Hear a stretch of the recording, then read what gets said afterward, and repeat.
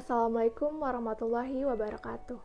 Perkenalkan, nama saya Sri Hatati dengan NIM 22852000059. Di sini saya akan membahas tentang kekerasan remaja, yaitu bullying. Apa itu bullying? Bullying adalah segala bentuk penindasan atau kekerasan yang dilakukan dengan sengaja oleh satu orang atau sekelompok orang yang lebih kuat dan berkuasa kepada orang lain, dengan tujuan untuk menyakiti dan dilakukan secara terus-menerus. Pada tahun 2022, terdapat 226 kasus bullying dalam kekerasan fisik dan psikis. Hampir setiap sekolah yang ada di Indonesia pasti terdapat kasus kekerasan di sekolah. Dari tingkat universitas, menurun ke SMA, lalu ke SMP, bahkan sampai SD.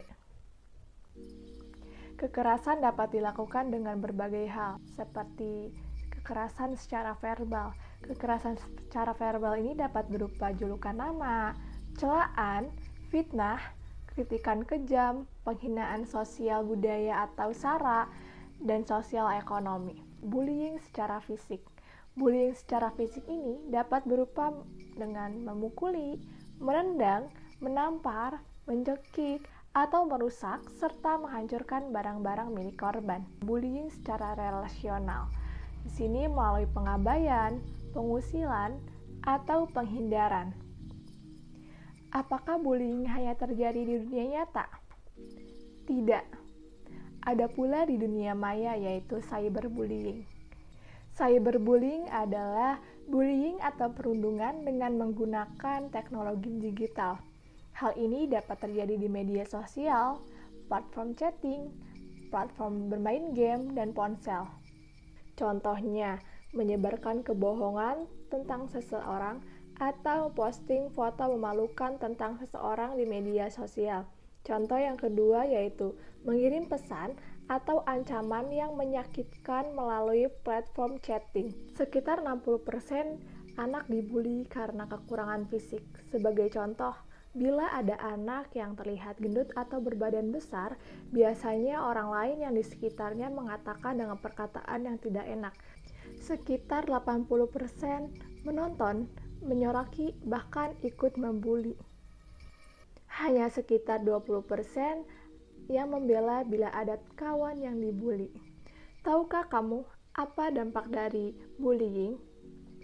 Dampak bagi yang melihat tentu saja akan berdampak pada mental. Ia akan merasa takut dan tidak nyaman.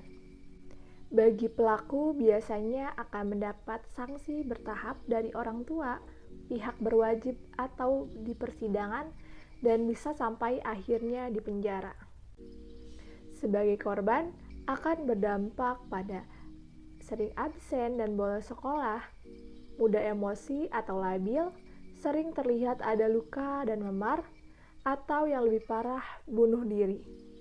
Mari bersama-sama mencegah bullying dengan cara mengamalkan ajaran-ajaran agama, aktif dalam kegiatan-kegiatan positif, misalnya dalam kegiatan ekstrakurikuler, dan menumbuhkan budaya anti kekerasan di lingkungan pergaulan dan mengembangkan melalui keteladanan.